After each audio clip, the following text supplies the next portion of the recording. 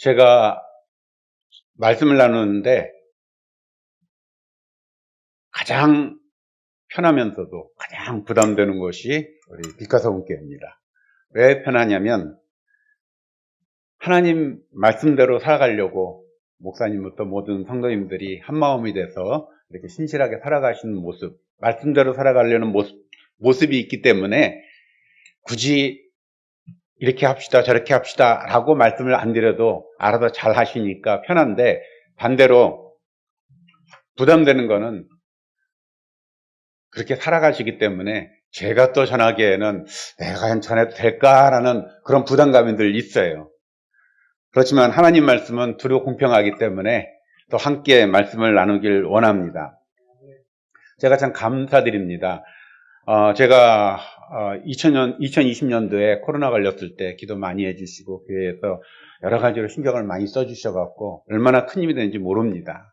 사실 우리 신목사님도 올해인가요? 그 코로나 걸려서 굉장히 힘들게 고생을 많이 하셨죠. 사실 얼마나 이제 약하게 걸리냐 강하게 걸리냐에 따라 갖고 고생의 강도가 다르지만은 2020년도에는 거기에다 더 플러스 아무것도 모르는 상태에서 걸려갖고 그냥 주변에서는 걸리면 큰일 난다 라는 소리만 듣다가 선교지에서 딱 걸리고 나니까 정말 막막하고 단절이라는 것을 제가 그때 가장 크게 경험을 했습니다. 모든 것이 끊어져 있는 것 같고 현지 병원에 갑자기 그냥 가는지도 몰랐어요. 저는요. 가는지도 모르고 검사하러 가는지 알았는데 검사하고 바로 보건소에서 검사하고 바로 그 코로나 전담병원으로 그냥 데려가 버렸어요. 그러고 난 다음에 아무것도 준비 안 하고 제가 갖고 간 건 핸드폰하고 핸드폰 충전기하고 그리고 휴지 요만한 거, 그 세네갈에서 파는 휴지, 그 휴대용 휴지는 한국 거 반밖에 안 돼요. 크기가 반 딱 자르면 딱 그만하거든요. 그거 하나 딱 넣어갖고 갔는데 그냥 바로 병원으로 끌려가갖고 거기서 있다 보니까 정말 그 두려움과 단절과 그다음 제가 또 그 열도 많은 데다가 이제 가장 큰 게 그 산소 포화도가 뚝 떨어져 있기 때문에 이제 거기서 오는 그 고통, 이런 가운데 있을 때 빛가성교회에서도 기도를 많이 해주셔갖고 제가 거기서 큰 격려와 힘을 얻고 또 잘 치료를 받아서 회복이 될 수 있었습니다. 병상에 있으면서 느꼈던 거는 선교사가 외로운 존재라고 생각을 했거든요. 저는요. 왜냐하면 한국에서 오래 떨어져 있으니까 가깝게 지냈던 사람들하고도 이 커뮤니케이션이 안 되는 건 아닌데 거의 안 하고 있는 거예요. 그러다 보니까 옛날에 친한 친구였는데, 친한 동역자였는데 연락도 거의 안 하고 이러다 보니까 좀 섭섭한 것도 생기게 되고 여러 가지로 좀 내가 이렇게 그 소통에서 제외됐구나라는 것도 느껴지는데, 그때 이제 아프면서 느꼈던 거는 많은 분들이 기도해 주시고 선교사는 잊은 듯 하면서도 잊혀지지 않고 계속 기도로서 함께 소통하는 그러한 존재라는 것을 참 많이 느꼈습니다. 그때 그 아프면서도 감사했던 것이 선교사인 것이 참 감사한 거구나, 이렇게 기도해 줄 수 있는 많은 분들이 계시다는 사실 때문에 큰 감사하는 마음이 들었습니다. 사실 우리가 선교사 하면은 외국에 나가서 사역하는 사람들을, 그 사역자들을 이야기하는 것이잖아요. 지금은 선교사 그러면은 이제 그 음악 찬양하는 분들도 찬양 사역자라고도 하기도 하고 선교사로 하기도 하고, 그다음 이제 오래되진 않았지만 전에는 군대에서는 그 군목만 있었잖아요. 그죠? 군대 사역하시는 분이. 근데 지금은 또 대대 정도 교회 같은 경우는 따로 이제 그 일반 목사님들 가운데서 그 군인들을 대상으로 목회에 전념하는 분이 계십니다. 지난주에 제가 신목사님하고 매주 얼굴을 한 번은 적어도 봅니다. 축구하는 데서. 축구하는 데 보는데 거기에 목사님 한 분이 이제 그 군대 사역으로 가시게 되더라고요. 그래갖고 이제 이렇게 보니까 후원 약정을 하더라고요. 그래서 후원 약정하는 건 원래 선교사들이 해오는 방식인데 이렇게 군대 사역하시는 분이 이렇게 하는 건 처음 보는 것 같아갖고, 이렇게 군대에서도 이렇게 이런 걸 해요 그랬더니, 그분이 딱 하시는 말씀이, 군사역 선교사입니다. 이러더라고요. 그래서, 그때 느꼈던 거, 다시 한번 느꼈다는 것은, 선교사라는 것은 사실은 광범위한 어떤 용어가 되었다는 것이죠. 그런데 과거에는 해외에서 사역하는 사람들을 향하여서, 사역자를 향하여서 선교사다라고 이야기를 했습니다. 자, 그러면은, 선교사라는 단어가 성경에는 나오지 않지만은, 성경에서 나오는 최초의 선교사는 누굴까라는 것을 한번 생각해 볼 필요가 있습니다. 우리는 선교사 그러면 아마 사도 바울이 제일 먼저 생각날 거예요. 그죠? 사도 바울의 삶 자체가 선교사의 삶이었고, 사실은 그분이 선교사의 시조다라고 할 수 있을 정도로 그렇게 선교사로서의 사역을 감당했기 때문입니다. 그런데 구약에서 보면은 아브라함을 우리가 또 볼 수가 있어요. 아브라함을 보면은 단순히 아브라함은 하나님의 뜻에 따라, 부름에 따라 순종하여서 가나안 땅으로 갔는데 그것은 단순한 이주였다라고 우리는 생각할 수가 있습니다. 또는 다른 생각으로는 하나님께서 아브라함의 후손에게 그 땅을 주시기 위해서 하나님이 아브라함을 그 땅으로 이주를 시켰다, 이사를 시켰다, 또는 이민을 시켰다라고 이야기할 수도 있습니다. 그런데 아브라함의 삶의 모습을 통해서 봤을 때 아브라함은 단순한 이민자의 삶이 아니었다는 것입니다. 이민자의 삶은 그 기준이, 그 목표가 무엇입니까? 이민자의 삶의 목표는 자기가 원하는 나라에 가서 그 땅의 시민권을 얻고 그 땅에서 영구적으로 뿌리를 내리는 것이 바로 이민자의 목표이자 목적입니다. 그런데 아브라함은 가나안 땅으로 떠났습니다. 일단 떠날 때부터 본인이 원해서 떠난 것은 아닙니다. 본인이 더 나은 것을 추구하기 위해서 가나안 땅으로 떠난 것이 아니라는 것이죠. 보통 우리가 이민을 갈 때, 저도 이제 선교사로 외국생활 하다 보니까 수많은 이민자들을 만나게 되더라고요. 근데 이민자들 가운데 거의 대부분이 이민을 떠나는 이유는 이 땅에서 경제적으로 어렵기 때문에 더 나은 경제적인 환경을 위해서 떠나는 경우가 거의 대부분입니다. 그런 분들이기 때문에 그런 분들은 이민의 확고한 목표가 있어요. 목적이 있습니다. 그래서 그것을 위해서 끊임없이 달려가는 그러한 모습을 볼 수가 있습니다.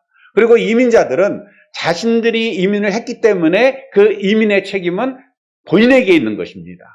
가서 잘 돼도 본인의 능력과 책임이고 안 돼도 본인의 능력과 책임이라는 것입니다. 그런데 아브라함은 이민을 떠났긴 떠났는데 자신의 뜻에 따라 떠나지 아니했다는 것입니다.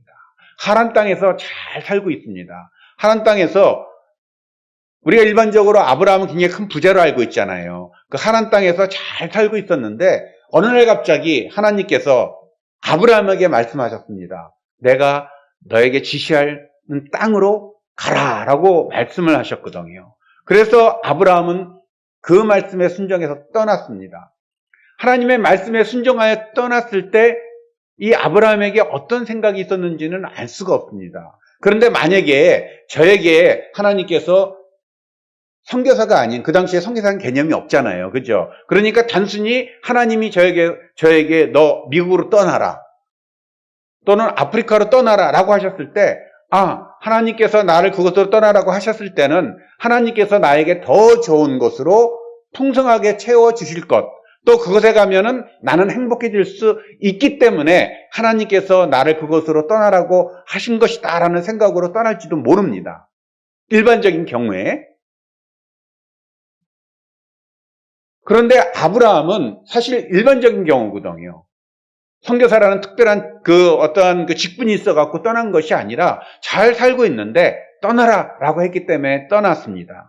그러면은 처음에는 알지 못하고 떠난 땅이지만 결국 그 여행의 종착지는 가나안 땅이었습니다. 가나안 땅에서 잘 먹고 잘 살아야 되는데 아브라함의 삶은 그런 부분도 있지만은 그렇지 못한 부분들도 있다라는 것입니다. 물론 아브라함은 경제적으로 어렵지 않은 상황에서 많은 재산을 가지고 갔기 때문에 먹고 사는 문제로 인하여서 고민은 하지 않았을 것입니다. 그렇지만은 그 땅에 살아가면서 평탄한 삶을 살아가지는 못했다라는 것입니다.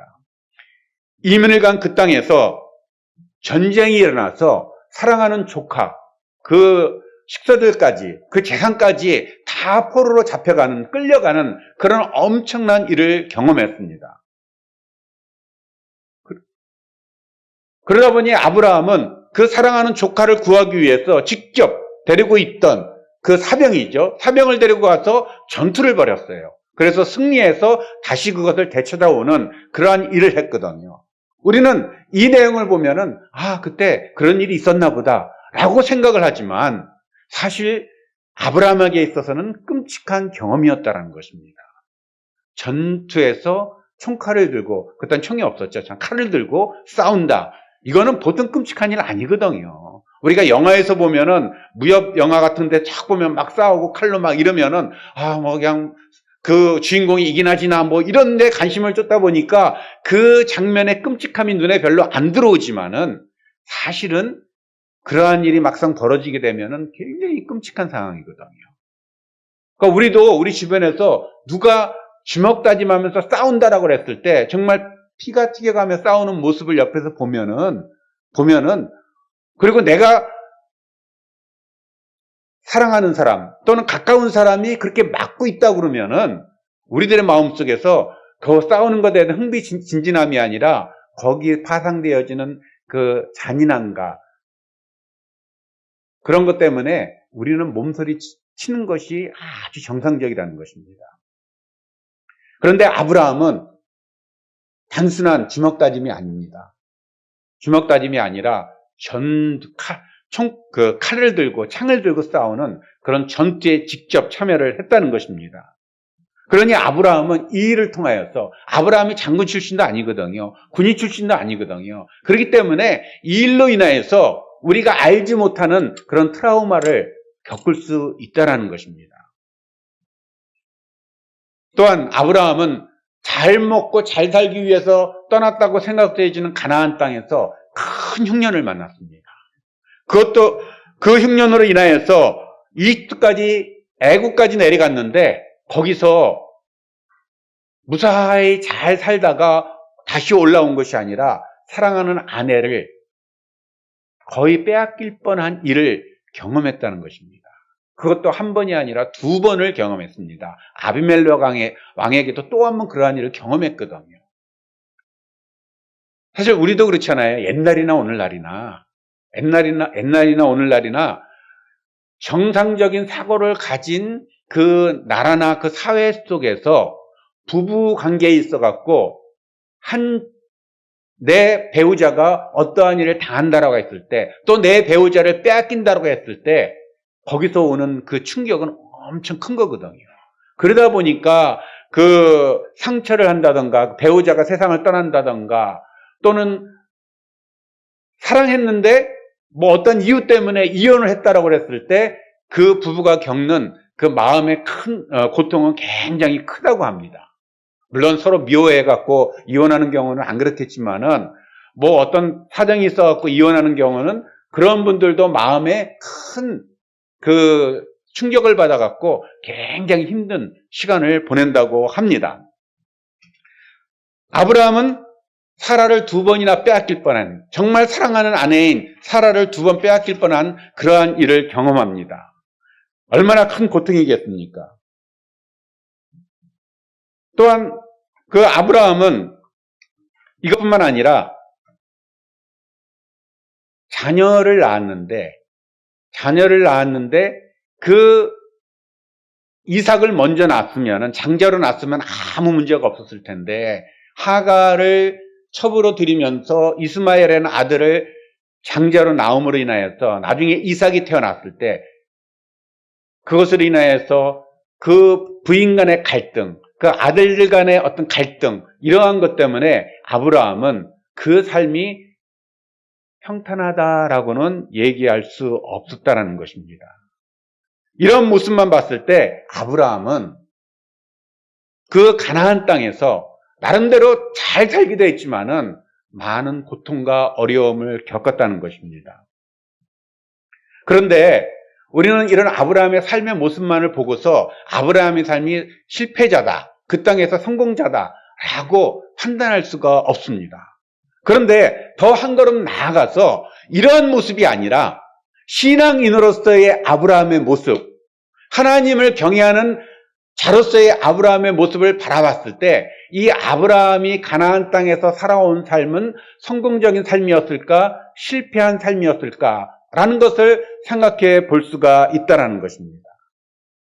하나님과의 관계에서 나타나는 그 삶의 모습은 세상적인 것이 아니라 영적인 것입니다.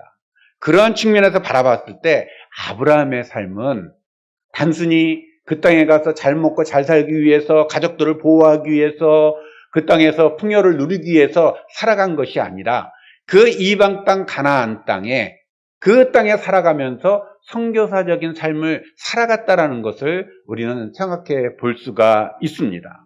아브라함이 왜 선교사적인 삶을 살아갔느냐, 다시 말하면 선교사로서의 삶을 살아갔느냐 하는 것은 아브라함의 우선순위가 세상 것에 있지 아니하고 하늘에 있었기 때문입니다.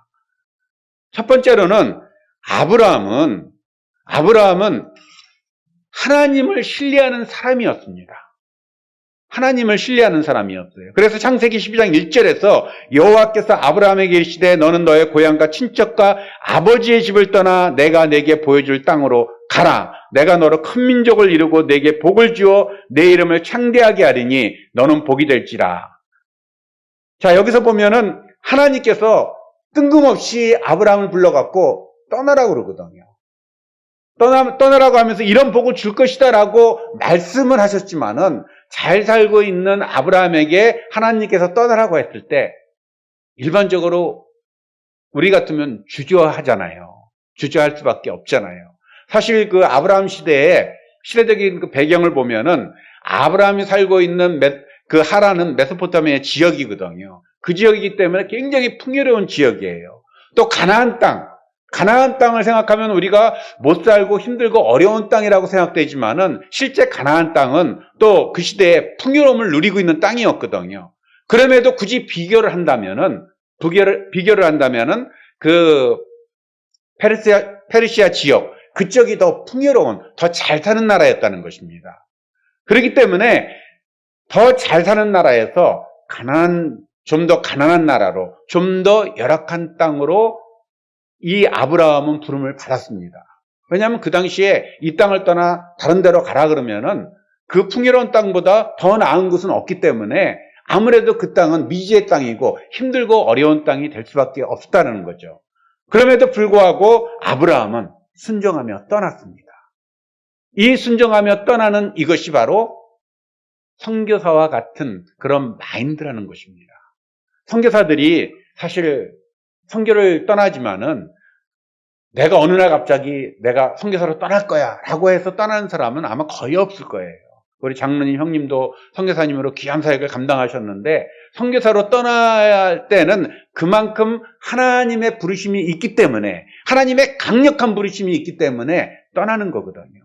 하나님의 강력한 부르심이 없는데 이 땅에서 좋은 것들을 놔두고서 떠날 사람들은 거의 없죠, 사실. 아예 없다고 볼 수가 있습니다.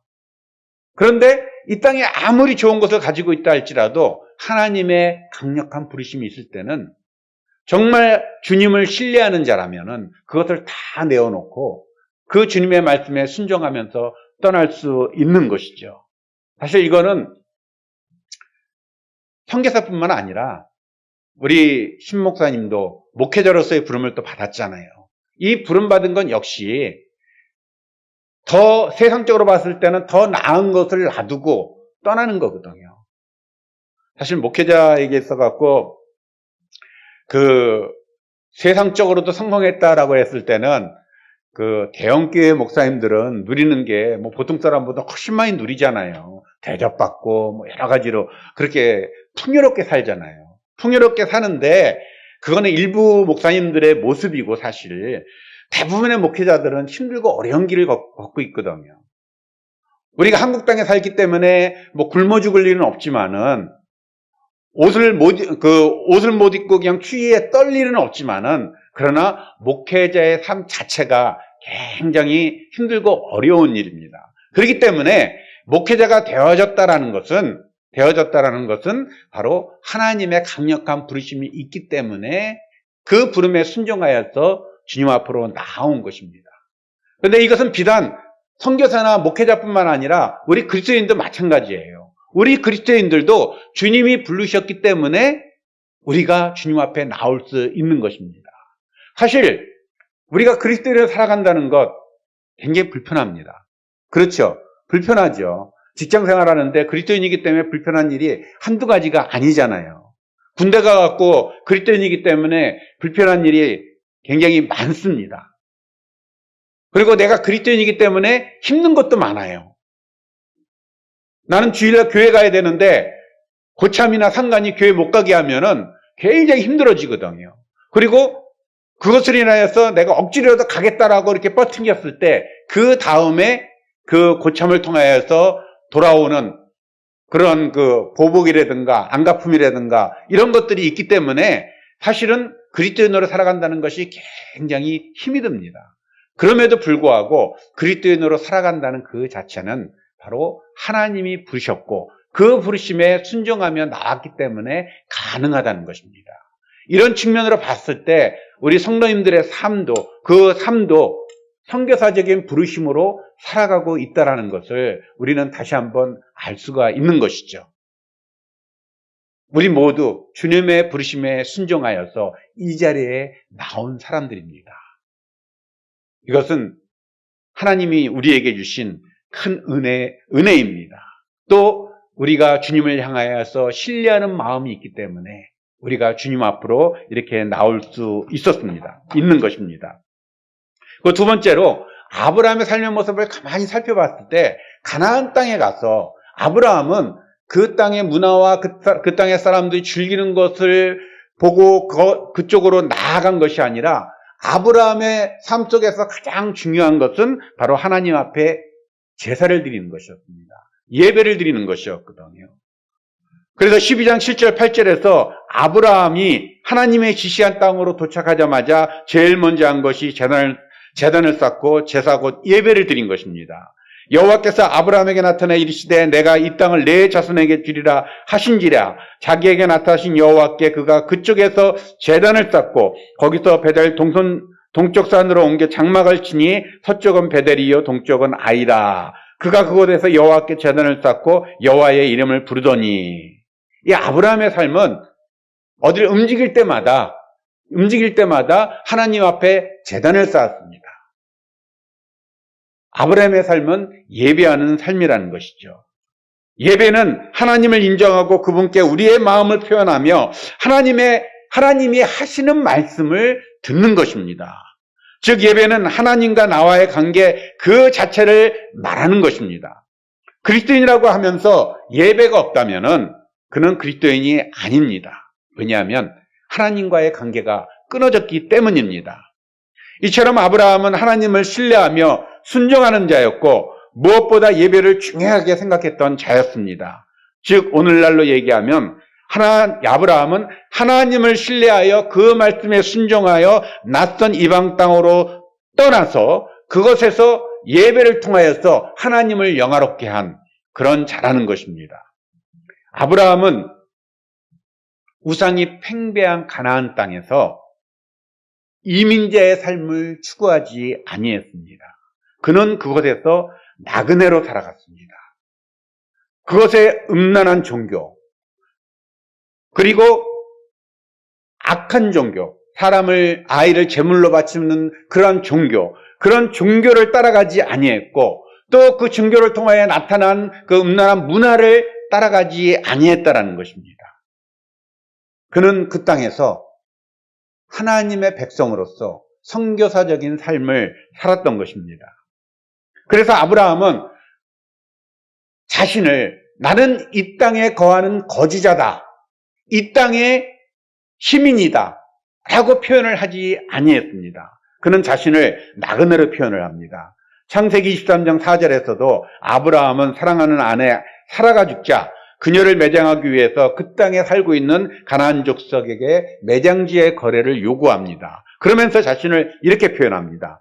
나는 당신들 중에서 나그네여 우고한 자니 당신들 중에서 내게 매장지를 주어 소유를 삼아 나로 내 죽은 자를 내어 장사하게 하시오.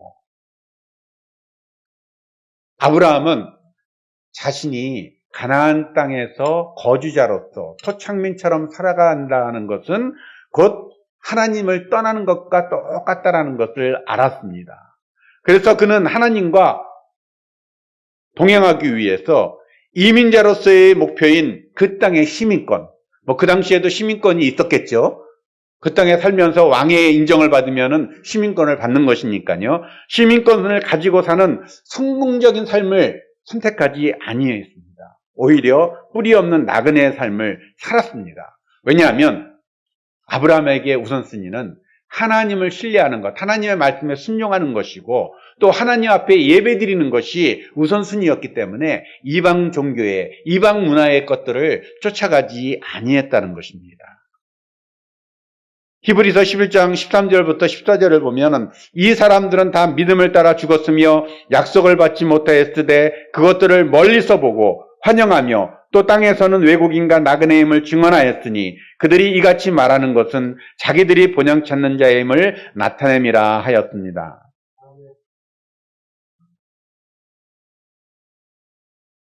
나그네, 외국인과 나그네, 땅에서는 외국인과 나그네, 그리고 본향을 찾는 사람. 이 표현이 참 마음에 와닿습니다. 참 마음에 와닿아요. 아브라함의 삶이 바로 이런 삶이었고 오늘날 선교사로서 목회자로서 또 그리스도인으로서 살아가는 우리의 삶이 바로 이것이라는 것입니다. 아브라함이 가나안 땅의 종교와 문화에 그대로 빠져들어가서 그 땅에서 살았다면은 어쩌면 아브라함은 왕까지도 못했을지라도 그 땅에서 존경받는 높은 자리에 올라갈 수도 있었을 것입니다. 그러나 아브라함은 그러한 것을 선택하지 아니하고 나그네로서, 외국인으로서 진정한 본향을 찾는 사람으로서 살아갔다는 것입니다. 이것이 바로 선교사적인 삶이요, 목회자적인 삶이요, 그리스도인으로서의 삶이라는 것입니다. 우리가 이러한 모습으로 이 땅을 살아가야 됩니다. 그래야만이 우리가 하나님 보시기에 기뻐하는 자로서 살아갈 수 있는 것입니다. 세상이 너무 참 어렵습니다. 저는 몇 년마다 이렇게 한국을 와보니까 이렇게 와보면서 느끼는 건 뭐냐면은 올 때마다 와, 한국이 이렇게 발달했구나, 발전했구나 이 생각이 드는 거예요. 오래 와보니까 이 서울이나 부산이나 이런 데 말고 좀 이렇게 외곽지로 나가니까 엄청난 건물들이 들어서 있더라고요. 그것도 뭐 조금 이렇게 적당히 높은 것이 아니라 굉장히 많은 고층 빌딩들이 곳곳에 서 있는 거예요. 그걸 보면서 그리고 이제 그 고층 빌딩 또 아파트가 고층으로 또 들어서잖아요. 과거에는 뭐 성냥각처럼 일괄적인 모습으로 그냥 쭉 들어서다가 이번에 와서 보니까 다양한 그 설계를 통해 갖고 다양한 모습으로 건물들이 서 있더라고요. 굉장히 멋있어요. 굉장히 멋있어요. 제가 올해처럼 이번에 와서처럼 야, 한국 정말 멋있게 건물들을 잘 지었다라고 감탄한 것은 처음이에요. 2020년도에도 코로나 때문에 한번 들어왔었지만은 그때야 뭐 이제 또 막 너무 코로나가 심하니까 어디 다닐 일이 별로 없으니까 잘 몰랐고 2017년도, 18년도에 이제 그때 그 임플란트 때문에 또 한번 들어온 적이 있었는데 그때는 전혀 느끼지 못했던 것들을 이번에 와서는 굉장히 많이 느끼거든요. 그러한 것들 뿐만 아니라 내적으로도 시간이 흘러서 참 많이 바뀌었다는 것을 많이 느끼게 돼요. 그래서 여러 선교사님들을 만나서 또는 한국에 계신 분들을 만나서 이렇게 대화를 해보면은 참 세상이 많이 바뀌었다라는 생각이 듭니다. 그런데 그 생각이 들면서 또 제 마음속에 드는 생각은 뭐냐면은 그 바뀌는 것이 우리 주님의 생각과 주님이 기뻐하시는 모습으로 바뀌어야 되는 것인데 주님이 기뻐하시는 모습에서는 점점 멀어지는 모습으로 바뀌는데 세상 사람들은, 심지어 우리 그리스도인들조차도 뭐 그럴 수 있지, 또 시대가 그러니까 그렇게 따라가야지 라고 얘기하는 이야기들을 많이 듣게 되거든요. 너무나 안타까운 모습입니다. 분명한 것은 하나님의 말씀은 어제나 오늘이나 내일이나 동일한 말씀이거든요. 그러면 동일한 말씀을 따라가야 되는데 그렇지 못하다는 것이죠. 베드로전서 2장 11절에 사랑하는 자들아 나그네와 행인 같은 너희를 권하노니 영혼을 거스려 싸우는 육체의 정욕을 제어하라고 하였습니다. 여기서 보면은 베드로 사도가 또 표현을 합니다. 사랑하는 자들아 나그네와 행인 같은 너희를, 바로 우리가 나그네와 행인 같다라고 베드로 사도가 다시 한번 말씀을 하고 있거든요. 이게 우리 그리스도인의 정체성이라는 것입니다. 이 땅에서의 정체성. 물론 주님 나라 가면은 더 이상 나그네와 행인이 아니죠. 그러나 이 땅에서는 나그네와 행인이라는 것입니다. 이런 정체성을 가진 우리가 영혼을 거스려 싸우는 육체의 정욕을 제어하라라고 그랬잖아요. 그러니까 육체의 정욕이라는 것은 단순히 우리가 생각하는, 일반적으로 생각하는 그런 어떠한 육체의 정욕이 아니라 세상을 더 사랑하는 그것, 세상의 풍조에 맞춰서 나가려고 하는 그것, 하나님의 말씀이 아님에도 불구하고 세상의 것을 쫓아가려고 하는 것, 이런 것들이 바로 육체의 정욕이라는 것입니다. 이런 것들을 우리 그리스도인들은 제어해야 되는 것이 하나님께서 기뻐하시는 모습입니다. 이런 모습을 생각할 때 우리 모두는 다 아브라함과 같은 선교사입니다. 과거에는, 아까도 처음에 말씀드렸지만은, 과거에는 선교사 그러면은 외국에 나가서 외국인들에게 복음을 전하는 자를 선교사라고 했지만은, 지금은 선교사라는 용어가 이렇게 광범위하게 쓰이잖아요. 찬양사역자도 선교사, 문화선교사, 그리고 어제가 아니라 지난 목요일이죠. 목요일날 들은 것처럼 군사역 선교사, 뭐 이렇게 하면서 선교사라는 표현을 쓰잖아요. 이거를 좀 더 우리가 확대를 시킨다면은 우리 그리스도인들은 이 땅에서 세상의 문화, 세상에 제약된 것, 세상에 잘못된 것과 싸우는 그리스도인 선교사라고 말씀을 드리고 싶다는 것입니다. 선교사적인 삶을, 선교사로서의 삶을 살아가는 존재라는 것입니다. 그렇기 때문에 우리가 항상 가져야 하는 것은, 나는 지금 살고 있는 이 땅이 내가 아브라함이 그 가나안 땅에서 뿌리를 내리지 아니하고 그 문화와 종교에 섞이지 아니하고 나그네로서 살아갔던 것처럼, 행인으로서 살아간 것처럼, 나도 지금 이 세상은 내가 영원히 뿌리를 내리고 이 땅의 모든 것들을 추구하며 살아가는 곳이 아니라 나그네와 행인처럼 살아가는 곳이다 라는 것을 우리 마음속에 늘 다짐을 하며, 이 나그네와 행인으로서 살아가기 위해서 하나님 저에게 힘을 주시옵소서라고 기도하는 것이 필요하다는 것입니다. 조금만 잘못되게 하면 그냥 그 세상적인 이론에 우리가 그냥 쑥 휘둘려 들어갈 수밖에 없겠더라고요.